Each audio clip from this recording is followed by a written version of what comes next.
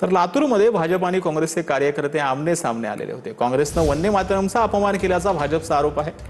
भाजपचे कार्यकर्ते काँग्रेसच्या निषेधार्ह रस्त्यावर उतरले। भाजपचे कार्यकर्ते काँग्रेस भवन समोर निदर्शनं करायला येणार असल्याचं कळाल्यानंतर काँग्रेसचेही कार्यकर्ते मोठ्या संख्येने रस्त्यावर आले। त्यामुळे लातूरच्या महात्मा गांधी चौकाच्या भागामध्ये तणावाचं वातावरण जे आहे ते निर्माण झालं होतं।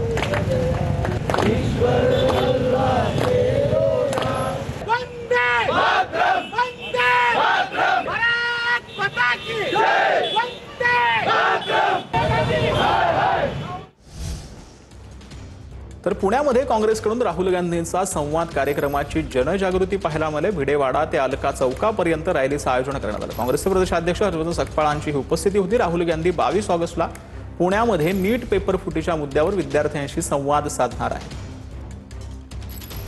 याच वाड्यामध्ये सावित्रीबाई फुलेंनी मुलींची पहिली शाळा काढली।